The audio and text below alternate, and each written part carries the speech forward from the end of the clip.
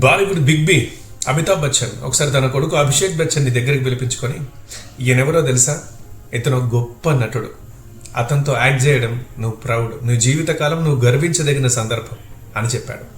ఇంతకీ అతడెవరు? కోట శ్రీనివాసరావు. ఒకసారి ఒక తెలుగు చిత్రానికి సంబంధించిన ఒక దర్శకుడు ఒక సవాల్ చేశాడు. తెలుగు ఇండస్ట్రీలో ఏ పాత్రనైనా నేను చేస్తాను అని ఒక ఛాలెంజ్ తీసుకునే యాక్టర్ లేడు అని. నెక్స్ట్ డేనే స్టేట్మెంట్ వచ్చేసింది, నువ్వు ఏ పాత్ర ఇచ్చినా సరే నేను చేస్తాను, అది ఏదైనా సరే ఐఎమ్ రెడీ అన్న స్టేట్మెంట్ ఇచ్చిన మనిషి పేరు కోట శ్రీనివాసరావు.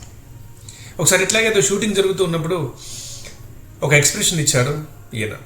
డైరెక్టర్, అది నచ్చలేదండి, వేరే ఎక్స్ప్రెషన్ ఇవ్వండి, ఇది బాగా లేదు దీనికి అని. సరే అని చెప్పి సాదాసీదాగా ఫేస్ పెట్టాడు. సీన్ అయిపోయింది.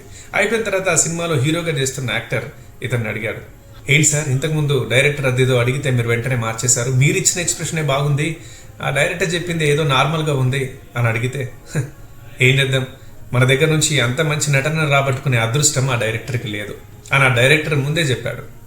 అతడి పేరు కూడా కోట శ్రీనివాసరావు. కోట శ్రీనివాసరావు అంటే ఈ 3 కాదు, ఇంకా తెలిసిన వాళ్ళని అడిగితే 30 చెప్తారు. చాలా ముక్కుసూటి మనిషి అండ్ ఎంతో టాలెంటెడ్ అండ్ అలాగే నటన అంటే ఒక పిచ్చి. ఎంతోమంది మనకు నటులు ఉంటారు, సపోర్టింగ్ క్యారెక్టర్స్ ఒకసారి చూడండి, కానీ కోటలాగా చేసిన వాళ్ళు ఎవ్వరూ ఉండరు. ఎన్ని ఎక్స్ప్రెషన్స్ ఇస్తారు, ఎంత టాలెంట్ ఉంది, ఎన్ని వేరియేషన్స్ చూపిస్తారు. కామెడీయా, విలనిజమా, సపోర్టింగ్ క్యారెక్టరా, తండ్రా, తండ్రిలో మళ్ళీ చెడ్డ తండ్రి, మంచి తండ్రి, బ్రదర్, విలన్, ఇంకా ఏదో ఒకటి డిఫరెంట్ క్యారెక్టర్లు మీరు ఏదైనా ఇవ్వండి. ఇప్పటికి కూడా ఈ వయసులో కూడా 80+ కూడా, ఇప్పుడు ఆయనకి 83, 80+ కూడా డైరెక్టర్ని అడుగుతున్నాడట, అయ్యా నేను నడవలేను, నేను అక్కడి దగ్గర రాలేను, పరిగెత్తలేను, కానీ ఉన్న దగ్గర నేను కూర్చొని యాక్ట్ చేస్తాను, నన్ను వాడుకోండి అని. ఇట్లాంటివి మనం చూసి ఆ సినిమాలే కదా చూసి వదిలిపెడదామని అనుకోవద్దు. ఏ రంగంలో ఉన్న ఇట్లాంటి మహానుభావులను చూసి మనం ఇన్స్పైర్ అవ్వాలి. ఎలా అనంటే 83 వయసులో కూడా ఆరోగ్యం సహకరించకపోయినా కూడా ఆయన తనకిష్టమైన నటన వదిలిపెట్టుకోదలుచుకోలేదు. ఇంకా అవకాశాలు వస్తే చేస్తాను, వీల్ చైర్లో కూర్చొనున్నా సరే నేను చేస్తాను అన్నాడు. మన పని పట్ల కూడా మనకు ఆ ప్యాషన్ ఉండాలి అని వాళ్ళు మనకు నేర్పిస్తున్నారు. అది మనం నేర్చుకోవాలి.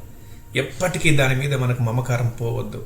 చచ్చిపోయేదాకా మనకు చేతనేంత వరకు చేస్తూ ఉండాలి. ఇది ఇట్లాంటి మహానుభావుల్ని చూసి నేర్చుకోవాలి. కోట సార్, థ్యాంక్ యూ. మీరు మాకెన్నో ఇచ్చారు, ఇంకా ఉన్నాయి కూడా. అవి మీరు పోయినా మీ జ్ఞాపకాలు మాత్రం ఉంటాయి. ఆ జ్ఞాపకాలతో మీరు మాతోనే ఉంటారు. Thank you sir. ఫేర్వెల్.